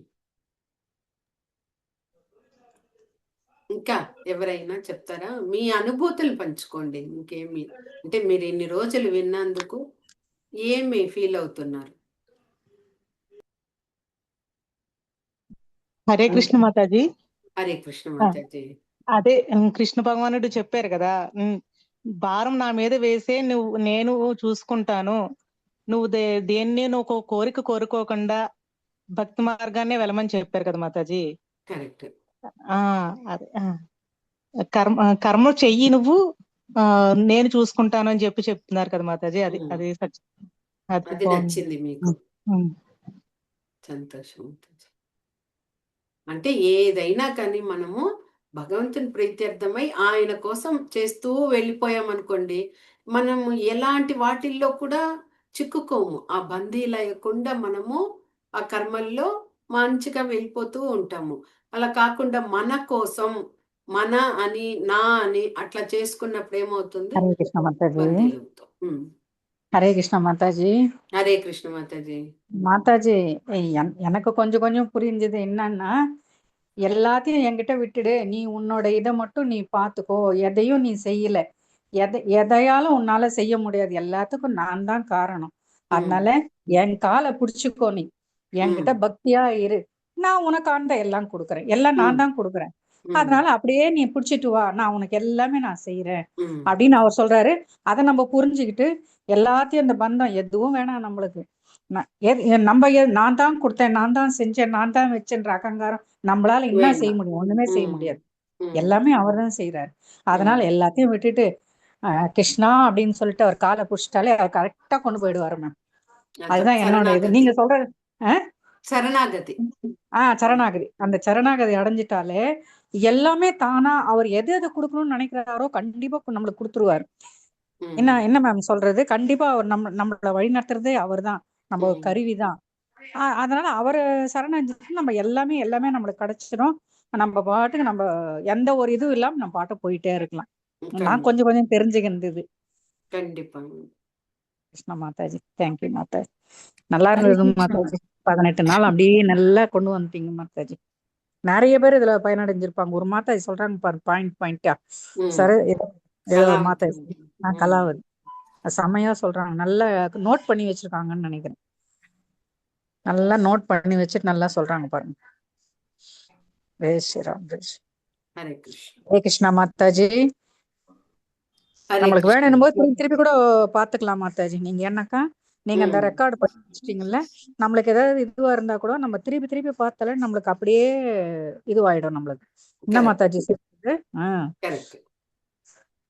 హరే కృష్ణ హరే కృష్ణ హరే కృష్ణ మాతాజీ. హరే కృష్ణ మాతాజీ. నాకు సరిగ్గా తెలుగులో చెప్పింది, తమిళ్లో చెప్పేదానికి. తమిళ్లో చెప్పండి మాతాజీ, ఏం కాదు. అదా ఏమంటే మనం ఏం పని కాకుండా చెయ్యొచ్చు, అన్నిమే చేయొచ్చు, అంతా చేసి నా దగ్గరనే అంతా ఒప్పగించడండా, నేను చూసుకుంటాను. ఆ భక్తి వెంట మీ దీని వెంట అంతా నా దగ్గరనే ఒప్పగించి, ఈ ఉలగం పడచింది నేందా, అలిచేది నేందా, కాపాడేది నేందా, అన్నిమే నేందా, దాని నుంచి మీ ఏం సేల్ కంటే చెయ్యండా. అదే మాది తామర పువ్వు నీళ్ళు అనేది ఉంది, అయితే అంటేదిలే కదా నీళ్ళు. ఆ మరి మీరు ఉలగంలో ఉండండి, అయితే దేంట్లో పట్టు పెట్టుకోకూడదు. ఆ పట్టు అన్ని చేసుకుని నన్నే శరణాగతి అడిగితే మిమ్మల్ని అంతా నేను అసలు చూసుకుంటాను. నంబిక వెంట భక్తి వెంట నన్ను శరణాగతి అయిందా, ఏదైనా మీరు కడమ చేయండి, పలన్ మీరు ఎదుర్చు, నా దగ్గర పలన్ కూడా ఒప్పడించేయండి, నేను మీకు చేస్తాను అంటారు. నాకు అర్థం. హరే కృష్ణ మాతాజీ. హరే కృష్ణ మాతాజీ. మాతాజీ మీరు ఇంత కష్టపడ్డారు, ఇంత బాగా చెప్పారు, మేము విని ధన్యులు అయిపోయాం మాతాజీ. ఇంకేంటి చెప్పడానికి శబ్దమే లేదు మాతాజీ. హరే కృష్ణ. ఇంకా అంటే మీరు చెప్పడంలోని నేను ఇది కూడా వింటాను, ఒకసారి అలా వింటూనే ఉంటాను, మా అక్కకి పంపిస్తుంటాను రోజు. తను అంటుంది ఇంత బాగా ఇంత దినిగా చెప్తున్నారు అంటే నువ్వు ఆ క్లాస్ మీరందరూ అటెండ్ చేస్తున్నారు, చాలా పుణ్యవస్తులు మీరు అనేది అంటుంది మా అక్క మొన్న. ఇది అదే మాతాజీ, భగవంతుడు మనకి భగవద్గీతలో చెప్పారు కదా, మనం తెలుసుకొని అందరికి అది ప్రచారం చేయాలి. అలాంటి వాళ్ళు ఎంత ముఖ్యం, నాకు పరమ ప్రియులు ఇంకెవరు ఉండరు ప్రపంచంలో అలాంటి వాళ్ళు అని భగవంతుడు చెప్పినప్పుడు మనం అదొక శ్రద్ధగా డెడికేట్ గా అంత దీనిగా మీరు చెప్పారు అంటే అది మా అదృష్టం మాతాజీ. అంతే, విన్నోళ్ళకి అంతమంది వింటున్నాము, అందరికి అందులో మంచి చెడు అన్ని ఉన్నాయి మాతాజీ. అందులో మనం మంచిగా చెడు ఏమీ లేదు, మంచి నేర్చుకోవాలంటే అందులో చాలా ఉన్నాయి మాతాజీ. మీరు చెప్పిన తర్వాత ఇంకా బాగా తెలిసింది కాబట్టి మనం ఇంకా అవన్నీ వదిలేసి ఇంకా మంచిగా మనం మన మట్టుకు మనమే స్టడీ అవ్వాలి కదా మాతాజీ. కరెక్ట్. అంటే భగవద్గీత అనేది ఒకసారి 2 సార్లు 5 సార్లు 10 సార్లు వింటే అర్థమయ్యే కాదు, ఎన్ని సార్లు విన్నా ఒక కొత్త విషయం మనము గ్రహించగలుగుతాం. అయ్యో ఇది ఉంది ఇవాళ అనేసి అనిపిస్తుంది. ఒక్కొక్క అధ్యాయంలో ఒక్కొక్కటి, అది ఒక అధ్యాయం కూడా మనం 10 సార్లు చదివినా కూడా మనకి బాగా అర్థం అవ్వదు మాతాజీ. కాకపోతే ఎన్నిసార్లు విన్నాను, ఫస్ట్ వినే మారే ఉంటాను. అప్పుడే అయిపోయిందా అనిపిస్తుంది, ఇంకా రేపటి నుంచి లేదా అనిపిస్తుంది మాతాజీ. మళ్ళీ ఒకసారి పెట్టుకుందాంలేండి, మళ్ళీ 18 days. అవును అదే ఇంకా మాతాజీ, అలాగే అనిపిస్తుంది, తొందరగా అయిపోయింది అనిపిస్తుంది మాతాజీ. అప్పుడే అయిపోయిందా ఏంటి, అయ్యో రేపటి నుంచి మళ్ళీ లేదా అనిపిస్తుంది మాతాజీ. మండే నుంచి మళ్ళీ క్లాస్ ఉంటుంది నార్మల్ గా మాతాజీ. ఆ, కానీ మీకు అందరికి కూడా నేను పేరు పేరున ధన్యవాదాలు చెప్తున్నా. ఎందుకంటే మాతాజీ మీరందరూ మీకు కూడా రావడం వల్లనే నేను కూడా నిద్రకి కూడా చేయగలిగాను ఈ మీరు యొక్క ధన్యవాదాలు చెప్పకూడదు మాతాజీ. మేము వచ్చినందుకు మీకు అంటే మేము ధన్యవాదాలు చెప్పాలి. ఎందుకు మీరు అంత ఇంట్రెస్ట్ గా చెప్తున్నారంటే మేము రావాలి, అది తప్పదు, రావాలి. మేము రాలేమంటే అది మాకు అదృష్టం, లేకపోతే అందుకే మేము రాము అనుకోవాలి. ఈ విషయాలు చెప్పినందుకు మేమే ధన్యవాదాలు చెప్పాలి మాతాజీ. అవును అవును మాతాజీ. మాతాజీ. భోజనం రోజు భోజనం అవ్వట్లేదు మానేసి 3 అవుతుందంటే మానేసి ఏమో వినాలి నిద్ర అని మానేసి అనిపిస్తుంది మాతాజీ. మాతాజీ మీకు భోజనం లేదు, మంచిగా నిద్ర లేదు, అయినా కష్టపడి కూర్చొని మా గురించి చెప్తున్నారు. మేము కాదు, మీరు మీకు ధన్యవాదాలు చెప్పాలి మాతాజీ. ఇన్ని అంత 18 ఓపిక రోజులు మీకు ఇచ్చినందుకు అంత మీకు సహనం. కూడా ధన్యవాదాలు మాతాజీ. మాతాజీ హరే చెప్పే కృష్ణ వాళ్ళు మాతాజీ. ఉంటే కాదు, వినేవాళ్ళు ఉండాలి కదా. వినేవాళ్ళు ఉండబట్టే చెప్పేవాళ్ళు వచ్చి చెప్తారు. కాబట్టి అది ఇద్దరికి ఆ అవినాభావ బంధము. అది అంటే నేను చెప్పడం వల్ల మీరు వస్తున్నారు అంటే మీరు మాతాజీ వింటారు మీరు కాబట్టి నేను ఇంట్రెస్ట్ గా రోజు చెప్తున్నారు, మేము అలాగే ఇంట్రెస్ట్ గా వస్తాం. మీరు ఇంట్రెస్ట్ గా రోజు చెప్పకపోతే ఆవిడప్పుడు చెప్తారు అలాగని మాకు ఇది అవుతుంది మాతాజీ. విన్నోళ్ళకి కూడా మీరు ఇంట్రెస్ట్ గా రోజు అంత దినిగా అంత కష్టంగా చెప్తున్నారు మాకు అంటే ఆటోమేటిక్ మేము వింటామే మాతాజీ. అది వినకండి ఎవ్వరు ఉండలేరు. నమస్తే అలా మాతాజీ, వింటారు. మీరు అంత ఆనందంలో అది అనుభవిస్తూ చెప్తున్నారు మాతాజీ. అందుకే మా హృదయానికి అది అంత హత్తుకుంటుంది. మీరే మేము కూడా అది చెప్తున్నారు. ఆచరణలో పెట్టాలి. ఏమేమి ఎక్కడెక్కడ ఆగిపోయామో, ఎక్కడెక్కడ ముందుకు వెళ్ళాలో అనే క్లారిటీ వస్తుంది స్పష్టత. వినగా వినగా వినగా మాతాజీ. అవును ధన్యవాదాలు మాతాజీ. మాతాజీ. అవును, కరెక్ట్ గా అంత చెప్పారు మీరే మాతాజీ. చెప్తున్నారు మాతాజీ. ఇంకా రావాలంటే ఇంకా చాలా సార్లు వినాలి మాతాజీ. అది అప్పుడే గానీ మనం మర్చిపోతాం. మళ్ళీ ఇవాళ విన్నా, అది ఇవాళ ఇలా ఉండాలి, ఇలా ఆచరణ తీసుకోవాలంటాం. రేపు తెల్లారిక అది మళ్ళీ మర్చిపోతాం. అలాగే ఉంటుంది మాతాజీ. మన ఇది అలాగా, మన సొంత జీవితం అలాగే మాతాజీ. కరెక్ట్. కాకపోతే నాకు భగవద్గీత జాబ్ ఎన్నిసార్లు ఈ భగవద్గీత మాతాజీ ఎన్నిసార్లు విన్నా హరే ఇంకా కృష్ణ వినాలని మాతాజీ. అనిపిస్తుంది మాతాజీ. మాతాజీ మాతాజీ మాతాజీ చెప్పండి మాతాజీ. హరే కృష్ణ. మేము భగవద్గీత ఎన్నో దినాలు ఇంకా చదువుతా ఉంటాం మనం అందరూను. ఫస్ట్ ఇంకా లాస్ట్ వరకు దాన్ని ఇది తెలుసుకోలేలా నాకు చాలా ఆశగా ఉండి మిమ్మల్ని ఎన్నోసార్లు అడిగినాం కదా మాతాజీ. కరెక్ట్. ఫుల్ చదువుతాము, అది చెప్పండి అని. దాన్ని ఇంత బాగా చిన్నగా ఇది చేసుకుని ఇంత బాగా చెప్పినారు మాతాజీ. చాలా బాగుండే. You are very great. Great దేవుడు మీకు ఉండే బాగా మాతాజీ. శక్తి అంతా మాతాజీ. మమ్మల్ని అది అంత మంచి ఇది గురువుల తీసుకొని యొక్క కృప వస్తా ఉన్నారు. మాతాజీ. థ్యాంక్ యూ గురువుల మాతాజీ. కృప అంతే. మనము ప్రభుపాదుల వారిని ఇక్కడ మనము ఇది చేయాలి, మెన్షన్ చేయాలి. ఎందుకంటే ఆయన లేకపోతే మనము ఆయన ఇచ్చిన ఆ భాష్యాన్ని చక్కగా మృదు సరళంగా మనం తెలుసుకొని అర్థం చేసుకునే విధంగా ఆయన చేశారు. కాబట్టి అంత క్రెడిట్ అంతా కూడా ప్రభుపాదుల వారిది. ఆయన భగవంతుడి యొక్క సేవకుడిగా ఉండి ఆయన ప్రతినిధిగా ఉన్నారు అంటే భగవంతుడు మనందరికి ఇచ్చినటువంటి ఆ యొక్క కరుణ. అది వాళ్ళకి ప్రతినిధిగా మీరు మమ్మల్ని మాకంతా చెప్పినారు కదా. మీరు మాకు అర్థమైనట్టు great Mataji. Thank you Mataji. మీకు చెప్పాలి. మాతాజీ 18 అధ్యాయులు మానకండగా ఆనందంగా విన్నాను. ధన్యవాదాలు మాతాజీ. అసలు నేను వింటానని అనుకోలేదండి. కానీ 18 అధ్యాయులు చదివించి అలాగే కూర్చుని పెట్టుకున్నాను. మా మనవలు అల్లరి చేస్తున్నారు, సరే ఆఫ్ చేసేసేదాన్ని లాస్ట్ మాతాజీ 18 అధ్యాయాలు విన్నారా మీరు? ఫస్ట్ అధ్యాయం వినలేదు కానివ్వండి, 18 అధ్యాయం విన్నాను. ఇదే ఫస్ట్ అండి నేను ఇందులోకి రావడం. మా తోటి వాళ్ళు చెప్పారు, సుబ్బలక్ష్మి గారు. ఓకే ఓకే, ధన్యవాదాలు మాతాజీ. అందరికి హ్యాపీ ఉగాది మాతాజీ. అందరికి మాతాజీ మీకు కూడా హ్యాపీ ఉగాది మాతాజీ. చాలా సంతోషం మాతాజీ. అందరు కూడా వారి వారి అనుభూతులను పంచుకున్నారు. హరే కృష్ణ మాతాజీ. హరే కృష్ణ మాతాజీ. నాకేం చెప్పాలో తెలియదు కానీ మాతాజీ చెప్పిన విధానం అంత బాగానే ఉంది. కాకపోతే ఇంకా 2 times అట్లా వింటే ఇంకా బాగా అర్థమవుతుందేమో మాతాజీ. అది చెప్పాం కదా మాతాజీ, వినాలి వినాలి మళ్ళీ ఎప్పుడు అది తెలుసుకోవాలి అని ఆ ఆకాంక్ష కూడా ఉండాలి మనలో, ఆసక్తి. ఇంకా 2 టైమ్స్ అంటే గానీ ఇంకా బాగా అర్థం కాదు. కాకపోతే మాతాజీ ఒకటి ఏంటంటే ఇప్పుడు మేము అదే గుడికి వెళ్తాం కదా, దేవాలయానికి వెళ్ళినప్పుడు బర్త్డేలు అట్లా ఉన్నప్పుడు ఏం చేస్తాం, గుడికి వెళ్ళినప్పుడల్లా పిల్లల పేరున మనం చేపిస్తాం అర్చన. కానీ మీరు చెప్పారు చూడండి మాతాజీ, దేవుడి పేరున చేయించమని, అది చాలా బాగా నచ్చింది మాతాజీ. అది పాలన మటుకు అవ్వాలి. ఎప్పుడైనా మరి పిల్లల పేరే చెప్తాం, అసలు ఇంతవరకు అట్లా దేవుడి పేరున చేయించలేదు నాకు తెలిసి. అదొకటి బాగా నచ్చింది.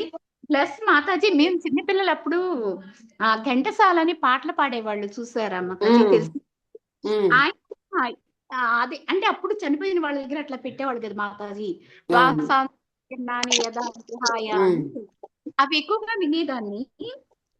విని వాటితో ఇంట్రెస్ట్ తోనే ఇప్పుడు దీనికి దిగటం కూడా మాతాజీ. అప్పుడు మనకు తెలియదు కదా. అతను కూడా చెప్పేవాడండి, చాలా బాగుండేది. అప్పుడు వినియే బాగా ఇంట్రెస్ట్ అనిపించే ఇప్పుడు ఈ భగవద్గీత చిరిగిన వస్త్రం ధరించి కొత్త వస్త్రం ధరించినట్లు, ఆ చిరిగిన వస్త్రం వదిలి కొత్త వస్త్రం ధరించినట్లు అట్లా ఉన్నాయి కదా మనకి సెకండ్ దానిలో. అవును అవును, వాసాంసి జీర్ణాన్ని యథా విహాయ విహాయ నవాని గృహణాతి నరూప సదా శరీరాన్ని విహాయ జీర్ణాన్ని అన్యాని సంయాతి నవాని. అది బాగా ఇష్టం మాతాజీ. ఎందుకో అప్పుడు ఆయన ఘంటసాల గారు పాడుతున్నా కూడా బాగా ఇంట్రెస్ట్ గా వినేవాళ్ళం అనమాట.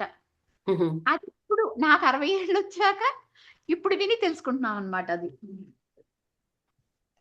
బాగా ఇష్టం. మీరు చెప్పింది కూడా చాలా బాగుంది మాతాజీ. కాదు ఇంకా కొద్దిగా వింటూ ఉండాలి మేము. అదే వీడియోస్ రిపీటెడ్ గా వింటూ ఉండండి. ఏ అధ్యాయం, ఒక రోజు ఫస్ట్ అధ్యాయం విందాము, దాని కంటిన్యూషన్ గా 2వ అధ్యాయం, అలాగా వింటూ కంటిన్యూగా వింటే మీకు అప్పుడు అర్థమైపోతుంది మాతాజీ. ఇప్పుడైతే అట్లా అనిపించింది. అది కాక మనం ఇప్పుడు ప్రసాదం చేస్తాం అనుకో మాతాజీ, ఇప్పుడు దేవుడికో ప్రసాదం చేస్తాము, పెద్దలకో ప్రసాదం చేస్తాము. ఇప్పుడు మీరు చెప్పేది ఏంటి, పెద్దలు దేవుడికి పెట్టిన ప్రసాదం మళ్ళీ పెద్దలకి పెట్టాలి అంటున్నారు కదా, పెట్టొచ్చని. అవును, పెట్టాలి. అదే మాతాజీ, దేవుడికి చేసిందే మనము దేవుడికి పెట్టాలి. ఫస్ట్ మొదట దేవుడికి పెట్టి దాన్ని తీసుకువెళ్ళి మళ్ళీ పితృదేవతలకి వాళ్ళకి ఫోటోల దగ్గర పెట్టాలి. వాళ్ళ ఇప్పుడు వరకు చేయలేదు మాతాజీ. ఎప్పుడు పెట్టినా వాళ్ళకొక ప్రసాదం వీళ్ళకొక ప్రసాదం చేస్తాం. అదే కాదు, దేవునికి పెట్టింది వాళ్ళకి పెడితే వాళ్ళు ఆ లోకాలలో వాళ్ళు వాళ్ళకి ఆ స్థానం ఇదవుతుంది. కొద్ది కొద్దిగా వాళ్ళ ఇది అయ్యేటప్పుడు వాళ్ళకి గమనంలో ఇదవుతుంది. మంచి. ఓకే మాతాజీ, ఈ 2 పాయింట్లు మనకు బాగా బుర్రలోకి వెళ్ళిపోయినాయి మాతాజీ. ఇక్కడి నుంచి అలా చెయ్యాలి అనిపించింది. గుళ్ళకి వెళ్ళినా దేవుడి పేరును ఒకటి చెప్పిద్దాము, ప్లస్ ప్రసాదాలు ఇంట్లో చేసినా ఇలా చెయ్యాలి కామోస్ అని. ఇంకా చాలా చాలా పాయింట్లు ఉన్నాయి కానీ మాతాజీ నాకు అసలు గుర్తుండదు విన్నప్పుడు తప్ప. ఓకే, కానీ 18 రోజులు బాగా చెప్పారు మాతాజీ. అసలు మధ్యలో ఏ ఆటంకం రాకుండా పూర్తయినందుకు చాలా హ్యాపీగా ఉంది. ఎలాంటి ఆటంకాలు కూడా కలగలేదు కదా మనకి. చాలా మాతాజీ సంకల్పం, అది సంకల్పం ఖచ్చితంగా చెయ్యాలి అనుకున్నారు, చక్కగా చేశారు. అవుతుందో అవుదో అని నేను కూడా భయపడ్డాను, కానీ చాలా బాగా చేశారు మాతాజీ. అసలు చాలా అంటే చాలా బాగుంది. ఎప్పుడు కూడా వినలేదు మాతాజీ ఇన్ని రోజులు. అసలు ఏదో 1, 2, 3 ఎవరి అన్న పెట్టినా వినేదాన్ని తప్ప ఇంత వినలేదు.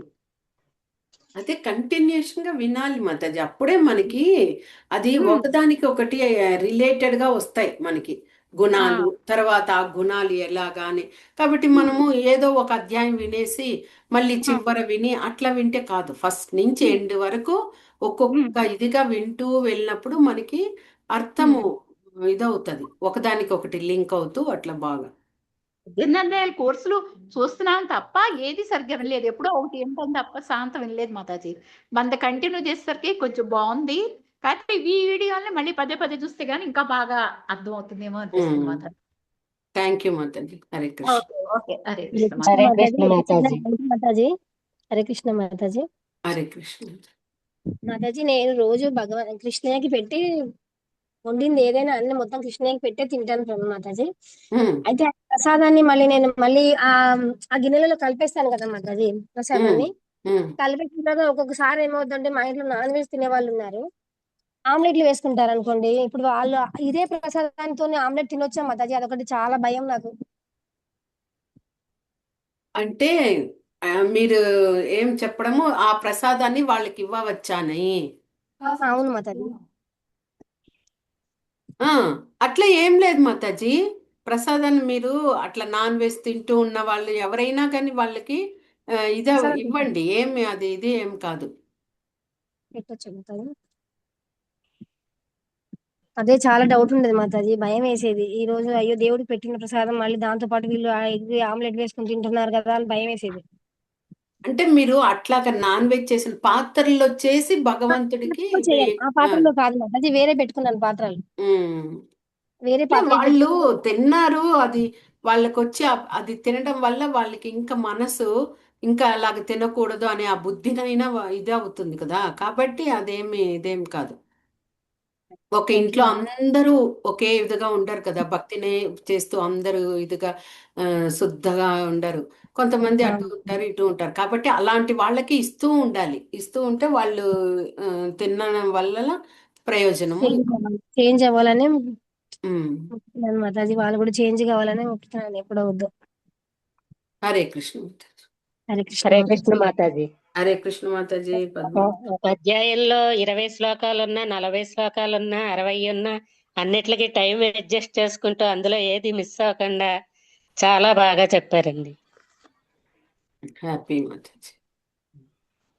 బాగా అర్థమయ్యేలాగా అన్ని ఆ టైము ఎలా అడ్జస్ట్ చేసుకున్నారో, మీరు మాట్లాడే వాక్యాలు కానీ అంతా పెద్ద పెద్ద పురాణాలు చెప్పేవాళ్ళు చెప్పినట్టే అనిపించిందండి మాకు. సాధన మాతాజీ. ఏది కూడా మనము అదే సంకల్పము సాధన. ఇప్పుడు ఇది కూడా ఈరోజు కూడా నేను ఎన్నిసార్లు బుక్ని రివిజన్ చేశానో నాకే తెలీదు. అన్నిసార్లు దాన్ని అర్థం చేసుకోవడం. నేను మాతాజీ బాగా అయిపోయింది. ఈ 18 రోజులది చాలా బాగా అయిపోయింది. ఆ భగవంతుడు మీ అందు ఉన్నాడు మాతాజీ. అందుకే అన్ని ఎటువంటి ఆటంకం లేకుండా చక్కగా జరిగిపోయింది. అదే నేను కోరుకున్నా మాతాజీ. ఏదన్నా అంటే మధ్యలో కొద్దిగా పరీక్ష ఇచ్చారు దేవుడు, కానీ నేను అది తీసుకోలేదు. మామూలుగా దృఢ నిశ్చయంతో దాన్ని ఇది చేశాను. చాలా ప్రాబ్లం అయింది. ఆ సమయం కూడా అనుకున్నాను, అయ్యో మనం తొందరపడ్డామేమో అట్లాగా అనుకుని. కానీ అది మామూలుగా ఇది అయ్యింది. కొద్దిగా హెల్త్ ఇదయ్యి మెడిసిన్స్ తీసుకొని నార్మల్ అయ్యి. మాతాజీ హరే కృష్ణ మాతాజీ. చాలా బాగా చెప్పారు మాతాజీ. నేను ఇందాక మాతాజీ చెప్పినట్టు నేను కూడా ఇప్పుడు మాకు మామూలుగా ఇప్పుడు భగవద్గీతలో రాక ముందు నుంచి కూడా నేను కృష్ణుని మామూలుగా కృష్ణార్పణ అనుకుని పెట్టుకుంటాను ఏదైనా సరే. ఓకే. టిఫిన్ చేసినా టీ తాగినా ఏ తాగినా సరే గమ్ముని కృష్ణుడికి అర్పించుకుని చేస్తాను మాతాజీ. ఇలాగే రైస్ వండినప్పుడు కూడా వండి ముందు కొంచెం నెయ్యి బెల్లం ముక్క వేసి కృష్ణార్పణ అనుకుని చేస్తాను. మళ్ళీ ఇంట్లో అందరం పెట్టేస్తాం. ఇప్పుడు ఆవిడ అడిగారు, నాకు డౌట్ వచ్చింది Mataji. Non veg non veg తింటాము, అది కలపచ్చా కలపకూడదా అనుకుంటాను, మరి కలుపుతా ఉంటాను. అంటే మొత్తం ఒకసారి మాతాజీ పెడతాం కదా. మీరు నాన్ వెజ్ లో నాన్ వెజ్ లో కలపండి. అదే మామూలుగా అలాంటి వాళ్ళు తిన్న వాళ్ళకి కూడా ఇవ్వడం వల్ల ఏమి ఇది కాదు. వాళ్ళు వచ్చి శుభ్రంగా స్నానం చేసేస్తారు కదా. మళ్ళీ మనం వచ్చి ఆ ప్రసాదాన్ని ఇవ్వడం వల్ల వాళ్ళు తీసుకోవచ్చు. అలాగని ఏమి ఇదేం కాదు. మామూలుగా రైస్ కుక్కర్ లో పెడతాం కదా మాతాజీ, అది వేరేగానే ఉంటది గిన్నె, అందులో పెడతాము. కానీ అలా దండం పెట్టుకుని ఎప్పుడో మా చిన్నప్పటి నుంచి కూడా నాకు ముందు అంటే మా నాన్నమ్మ ఎవరికైనా డబ్బులు వేసినా సరే కృష్ణార్పణ అనుకుని వేయమని చెప్పేవారు. ఇంకా నాకు అదే ఉండేది. అలాగే చేస్తాం. ధన్యవాదాలు. హరే కృష్ణ. Thank you Mataji. హరే ధన్యవాదాలు మాతాజీ. హరే కృష్ణ మాతాజీ. ధన్యవాదాలు మాతాజీ. హరే కృష్ణ. హరే కృష్ణ మాతాజీ. అందరికీ